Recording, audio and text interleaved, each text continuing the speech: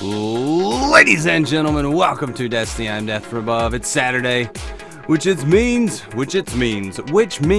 if I can English properly, what, mate? Mini English, much wow. Anyway, ladies and gentlemen, we're going to talk about some guns today. Let's skip a bit, brother. So the gunsmith is selling these Foundry orders. He sells them every week, but Saturday night is your last opportunity to make a purchase from the gunsmith of these Foundry orders. Now, I do not have enough space because I am a goofball. Let's make some space, make them light up. Alright, so we got 5 Foundry orders. What I like to do in this video is we'll talk about each gun, get a little bit of depth into it, talk about them, show off some performance, and kind of tell you which ones I think are good, what I like about them, and just generally that thing. So if you want to be involved in one of these videos, you can come by the Twitch channel. I record a lot of stuff on Twitch, so check that link out. But let's get into the guns. So we got the Suros ARI-45 auto rifle, Hakke Gaheris-D hand cannon, Omolon Uffern HC4 hand cannon, Hakke Herja-D pulse rifle, and the Hakke Lyudmila-D pulse rifle again. So I've got each one of these guns on my character. We're going to talk about them in a little bit of detail and show off some performance. So let's start out with the Omolon Uffern HC4 hand cannon. This is a high impact, low rate of fire hand cannon. It's Omolon's Uffern HC4 sentences the city's enemies to burn. It's a little intense. I've never actually read that before, so that's serious. So that must have to do with Uffern, whatever that word means. But I've got a pretty cool one. Like I said, it's a high impact, low rate of fire hand cannon. I prefer rifled barrel and luck in the chamber on this gun because of the small mag. And the third perk is kind of up to you. But the god roll to me is luck in the chamber, rifled barrel with some third option.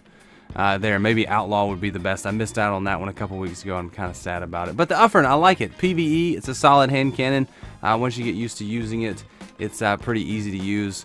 PvP, it's a lot of fun. That luck in the chamber, rifled barrel, make it have strong range. Not the best, but it's definitely a fun gun. It's a very smooth gun. It shoots very, very smooth, and I really enjoy shooting it. So it's a good gun. I like it. It's a lot of fun. It's a top pick. Thumbs up.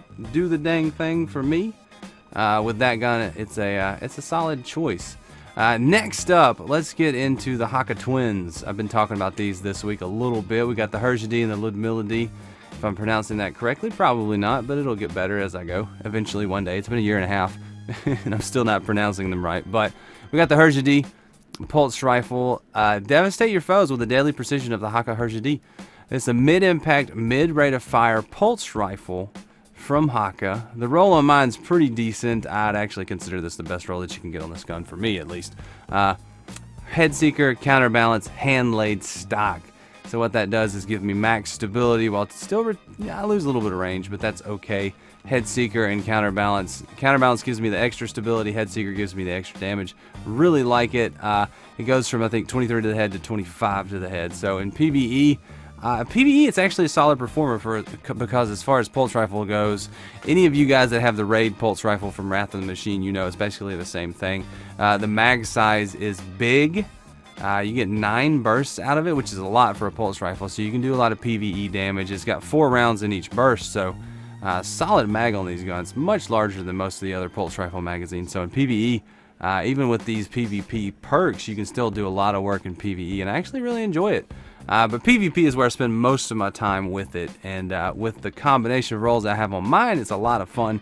It's a very solid PvP dominant weapon, and it's not top of the meta, but it's a lot of fun, and I like using it. It's very effective, especially in the right situations if you want to play to its strengths. It's a solid PvP weapon. So, speaking of Hakke pulse rifles, let's move on to the Lyudmila-D. Basically the same roll as my Herja-D. Glass half full instead of head seeker. I would prefer it to have head seeker. I am holding on to a package. I will never let it go until I get a head seeker, counterbalance, hand laid stock, Lyudmila-D. That'll be every week on Armsday if you want to come watch the drama unfold as I try to get that roll on this gun. But so far, the Lyudmila-D reads, the cold sharpshooter's precision of the Hakke Lyudmila-D is a marvel to behold. That's how you need to play with it. It is a sharpshooter gun. I was playing. Let's talk about playing with this gun because it's got good stability and really, really good range. So I was playing Bannerfall with this gun earlier today, and I just noticed if I sat by the tree and watched my angles and covered my sides and my back, I could hit people as far away as they could get, and I was not getting any damage fall off for this gun. So yeah, those are pretty long sight lines for Bannerfall. And I was really intrigued at the fact that there was no damage fall off. I was having massive range with the Lyudmila, so it's a very good ranged gun. It has the same abilities that the Herja has. It's just a little bit slower rate of fire, a little bit higher impact, and I really like it. It's a fun gun. The more I use it, the more I realize you got to play a certain style to be extremely effective with it. But once you start playing that style, it's extremely effective. So I like it. It's a different kind of gun, but it's still a fun gun. I would definitely classify it as a fun gun. Next up, let's talk about the Hakke Gaheris-D hand cannon. Balanced and dependable, the Hakke Gaheris-D is a true warrior's weapon. Now this is a high impact, low rate of fire hand cannon. 7 in the mag. I've got one with crowd control, feeding frenzy, snapshot, high caliber rounds, and reinforced barrel. I have not used this gun very much yet. I need to do something with this because this is a good roll. I don't like crowd control on hand cannons, especially with feeding frenzy, because I'm going to get that kill and I'm going to immediately reload, so those kind of play off of each other. But it's got the reinforced barrel to give me the range, so I don't know. This gun, it's a hand cannon. If you get used to this rate of fire, it'll do some good work in PvE. It's not a gun that I would take into PvE too much, but PvP, interesting gun. Not the best, not the worst. It's a little bit higher rate of fire, lower impact than the Judith D. So it's in that palindrome type archetype. It's in that palindrome Eyes Luna archetype. So I don't know if it's competitive at all. This is my least used gunsmith weapon. I don't know why. I just never have gotten a good roll, or I've never used it. So if you're using the Gaheris-D, let me know in the comments. I'd be interested to see what you think about it. It's a gun I need to experiment with, so you might see some videos on that coming soon to see how good it really is. But moving on from the Gaheris-D, let's talk about the ARI-45, the last of the 5 of the weapons this week. The ARI-45 is a high-impact, low-rate-of-fire auto rifle who have kind of had a leg up since 2502. Still not the best. You could use a little bit more range. This one's got not so good stability. It reads Precision Power Style Suros. I've started trying to read the flavor text here because I think it's interesting, but high impact auto rifle. Mine has the sights that I like, the 19, the 28, and the 57 for the Suros. It has high caliber rounds, appended magazine, small bore, single point sling, and hidden hand.